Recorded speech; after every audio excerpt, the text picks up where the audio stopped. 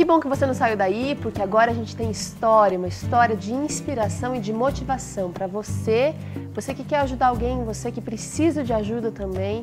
Eu tô aqui com o Alessandro, doutor Alessandro, mas é amigo, a gente pode chamar de Alessandro. Alessandro, tá ótimo.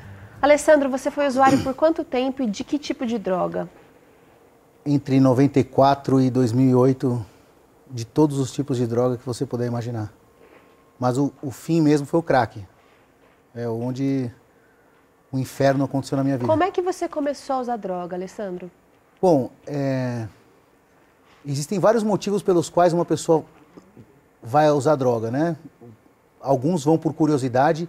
No início eu fui por curiosidade na maconha, mas depois que meu irmão faleceu num acidente de carro, eu me afundei no crack, assim. Eu me entreguei ao crack de forma deliberada. Se refugiou. Me refugiei e me revoltei com Deus, com várias coisas o crack, ele substituiu o vazio que tinha dentro de mim, né? Então...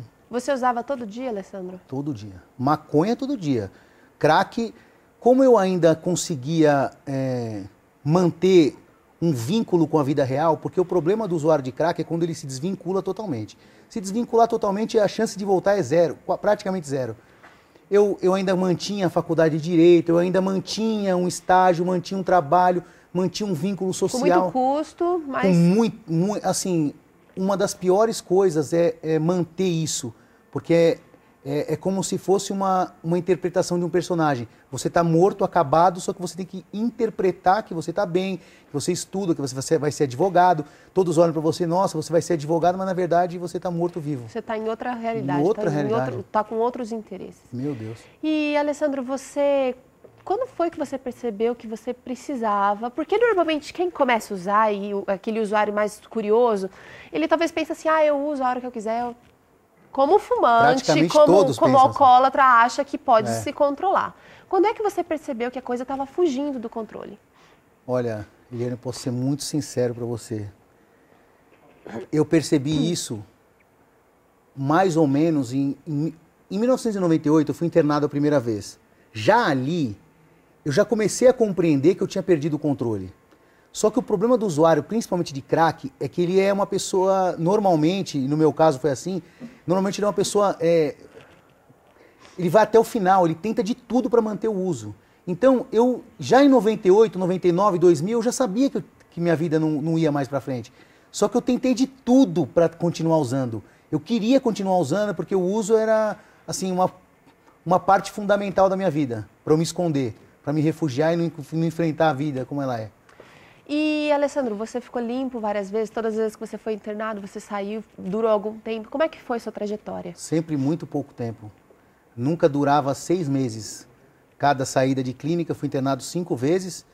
2 em clínicas de 12 passos, que chama, que é baseado nos 12 passos de Alcoólicos Anônimos. E 13 em clínicas de 12 passos e 2 em comunidade terapêutica, que é 6 meses o tratamento.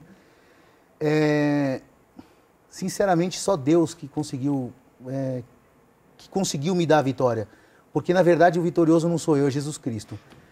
Deus me deu a vitória e enquanto eu estiver nos braços dele e permanecer humilde, eu vou conseguir. Com a graça dele e permanecendo ao lado dele, eu vou conseguir. Mas, caso contrário... E é como os alcoólatras mesmo dizem, você tem que ser um dia por vez. Um dia de cada vez, sempre se policiando, porque uma recaída, ela não começa, ela só termina no uso, mas ela não começa ali. Uhum. Ela começa com a mudança de comportamento, existem vários indícios que a pessoa vai usar. As pessoas próximas do dependente químico sabem quando ele está indo para o uso. Uhum. Quem convive com ele sabe, ele começou naquele comportamento, ele começou a fazer aquilo, é batata. Algum tempo depois, se ele não interromper esse processo... Esse ciclo. E, Alessandro, qual foi o clique? O que clicou na sua cabeça de você falar assim, não, agora chega, nunca mais? Olha... Família... Olha, minha família, ela sempre me apoiou, mas para mim não foi suficiente. O choro da minha mãe, a dor dos meus pais, nunca foi suficiente. Se tivesse sido suficiente, eu teria parado antes. No meu caso... o próprio Senhor Jesus, e eu digo isso com a maior naturalidade, foi quem me tirou das trevas e me trouxe para a luz. No meu caso, a espiritualidade foi fundamental, Deus foi fundamental, ali foi o clique, a virada, porque na verdade eu tinha raiva de pessoas cristãs. E Deus, ele transformou a minha vida de uma forma que Por que, é que você tinha inexplicável. raiva? Você achava que as pessoas de repente não entendiam você, Alessandro? Não, não. É porque assim, como meu irmão faleceu num acidente de carro e eu fui adotado, minha mãe não conseguia engravidar. Eu fui adotado antes do meu irmão nascer. 11 meses depois da minha adoção, meu irmão nasceu. E quando meu irmão morreu no acidente de carro, eu fiquei revoltado. Eu falava assim, Deus não existe. Se Deus existisse, não teria matado o filho da minha mãe, porque eu me considerava menos filho, vamos dizer. Então isso virou um processo, uma revolta com Deus. Eu tinha uma revolta com Deus. Não tinha religião nessa época. E assim, Deus no seu trono majestoso devia olhar para mim e falar, Alessandro, um dia eu vou mostrar para você quem eu sou na sua vida, eu vou mostrar. Graças a Deus. Graças a Deus. Ele teve um período de prova, um período de provação, um deserto enorme, mas com certeza a vitória veio, mas a vitória não é minha. Agora, Alessandro, o Roberto estava falando aqui que o prazer é comparado assim, a uma coisa indescritível. Indescritível. Agora você está limpo, você tem uma filhinha linda, você tem uma esposa maravilhosa. É claro que o mundo não é um mar de rosas, Não é. mas você está limpo agora. Graças a E eu Deus. queria saber como é que você encara a dimensão do contentamento, da satisfação. Onde é que você consegue sentir essas coisas?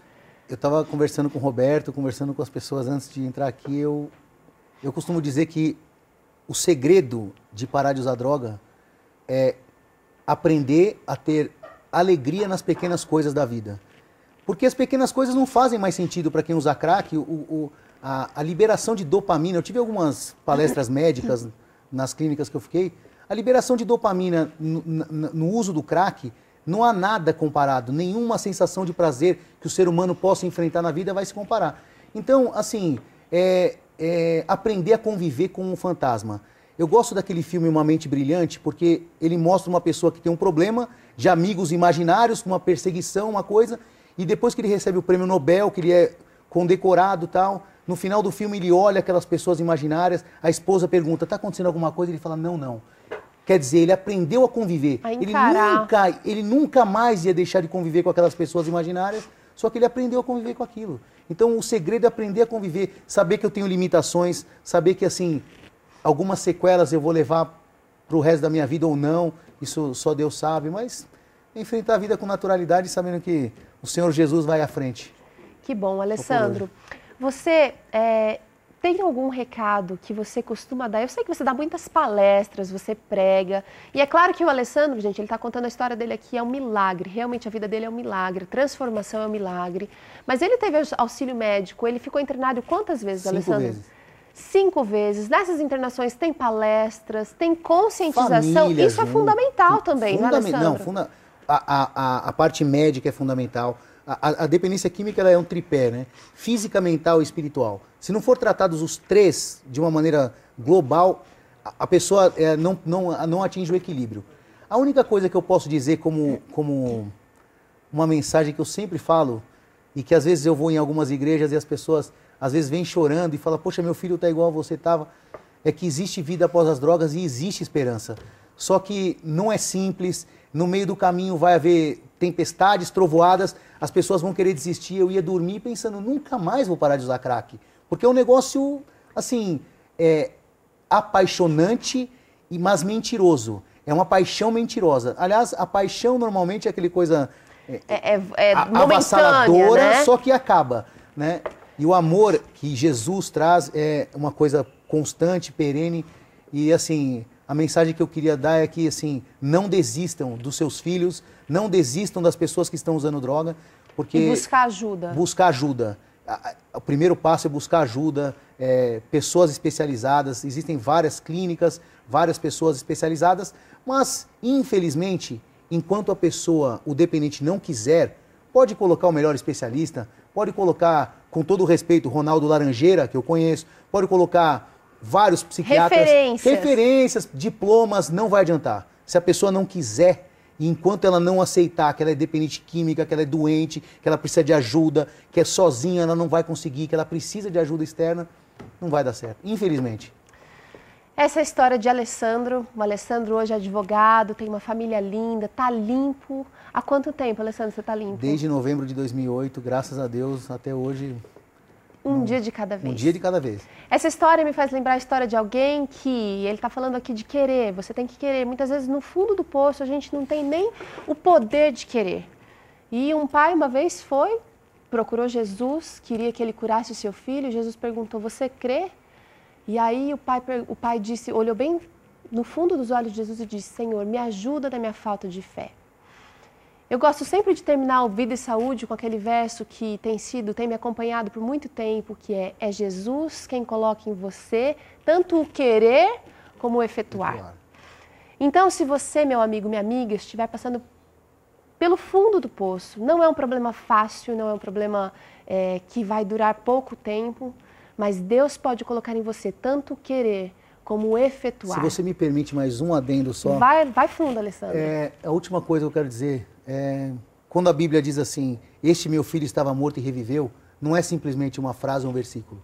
É uma coisa viva na minha vida e eu fico emocionado de falar porque eu achava que eu ia morrer usando crack. Então, quando o Senhor Jesus diz que o filho voltou e o pai colocou a capa, colocou o anel e colocou ele de volta no lugar dele, essa é a maior verdade que existe na Bíblia. E o Senhor Jesus está vivo e está pronto para ajudar as pessoas e tirá-los do fundo do poço. Que bom. Que vida, que exemplo, que vitória. Que você seja vitorioso também. Nós aqui do programa, toda a equipe está orando por você, está orando por cada telespectador. E que você seja vitorioso a partir de hoje. Esse é o nosso recado. Vida e Saúde vai ficando por aqui. Seja você também um pontinho de luz aonde quer que você esteja. E amanhã tem mais. Até lá!